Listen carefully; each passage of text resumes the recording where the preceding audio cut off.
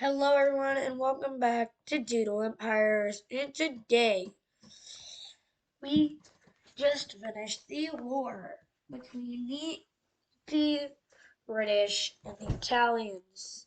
And since then, there's been a little bit of expansion up here, but unfortunately, I realized they're in the wrong area because both of these countries are mountaineers and they're in the flattest part of Europe. So, yay!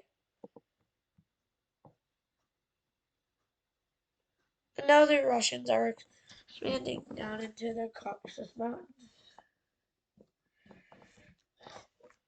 But they guess they're going down to Turkey. But for now, some a civilization forms in Syria. I believe this is how you spell it. But yeah, Syria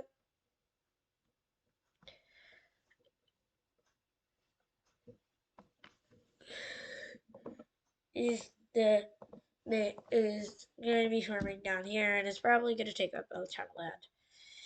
But Russia is probably going to be a little different than our real life Russia because they're defending their mountains.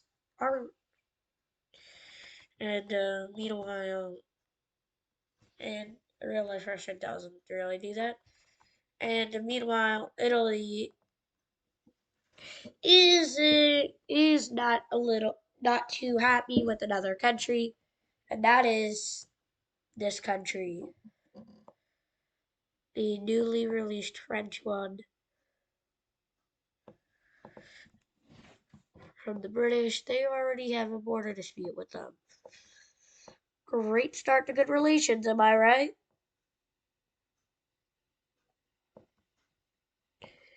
I mean, our whole the American 13 colonies were in dispute with Britain. Look how we turned out. We're great allies. Only took a couple centuries.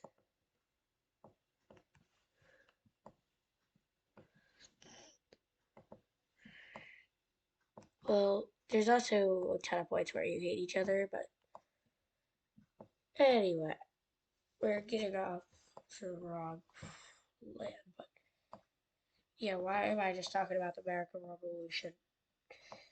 Anyway, now these Italians kind of have some problems with the French and the Danish, and are also getting closer with a certain government that they're trying to topple in the world. But for right now, they're trying to flip the government into to betraying a certain country. To betraying a certain country. And sooner than you know it, the Swedish country is going to do something crazy. The Swedish country is going to disobey the powers who invaded it. As quickly they expand rapidly around the coast, they say this is for the good of the Swedish civilization. But in the last episode, they kind of made it real clear that you shouldn't do that or else you're going to get pummeled. And Sweden doesn't care. Sweden has gone rogue. I wonder why. Italy. I may or may not be suggesting this is the government that Italy is trying to topple down and betray their old allies. And Norway is furious. So, yay, they're finally getting expansion. The Norwegians are going to get out to see the sea over here.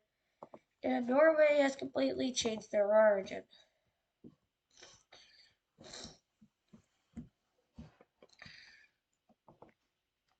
And meanwhile, Ireland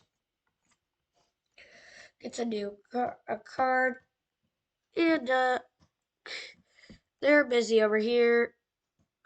expanding their newly found, well, not their newly found empire, their refound empire, until they hear of what's happened in Sweden.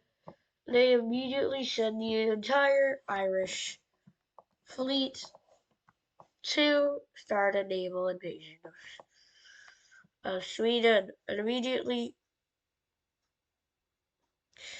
this ticks off a ton of countries such as Italy. Italy just sends a message to their leader, and it goes something like this: I declare war. Bye.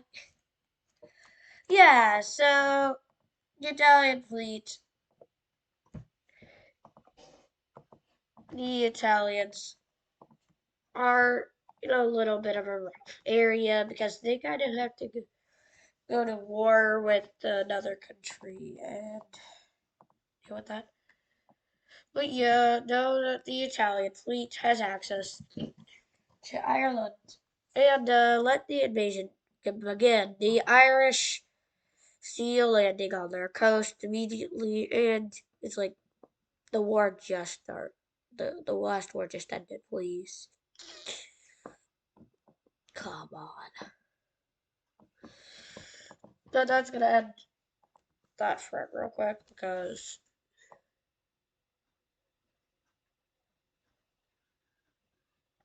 the Italians don't have to do naval war games anymore. Because of the English joining the war and the Swedish, the Italians, and the Irish have officially, wait, no, and the English have officially formed the coalition against Ireland, and two countries immediately join against them. That being England, Lithuania, Denmark, and Denmark.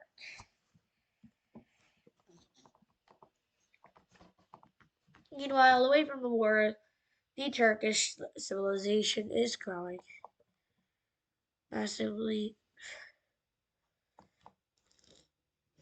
They are becoming the richest country in this area. They are richer than the Greek portion of Italy because that is pretty poor actually.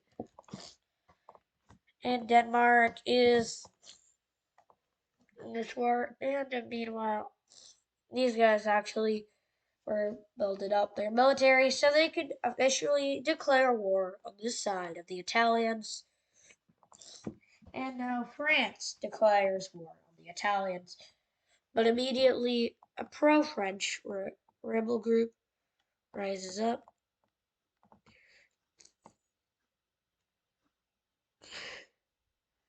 Pro-Italian rebel group is going on. And this is immediately going to draw some attention to Italy. And that is the reason why France joins the war, and because they're so skeptical of this rebellion that happened.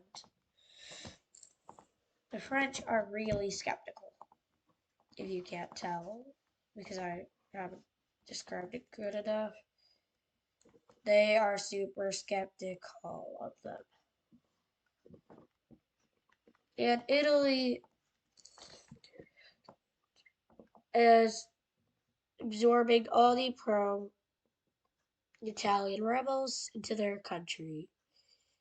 This is immediately going to anger the French group, who declares war, and immediately Italian troops make groundbreaking gains. But France uh, can't match those gains exactly, per se.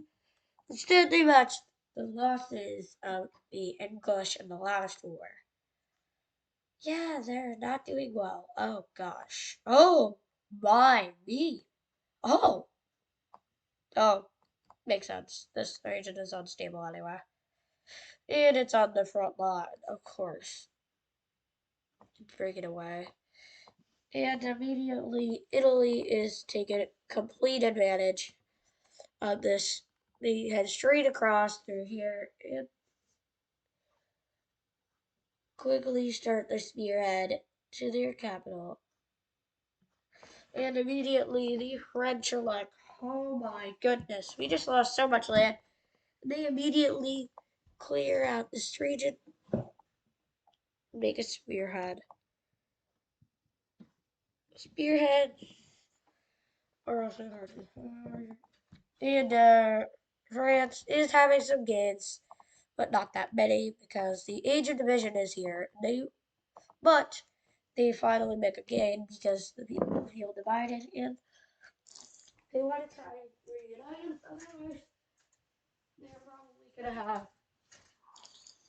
a huge all-out anarchy in the government. And Italy is going to decide to just do this on every. They cross this, and now they're able to give support to huge support to the English, as the English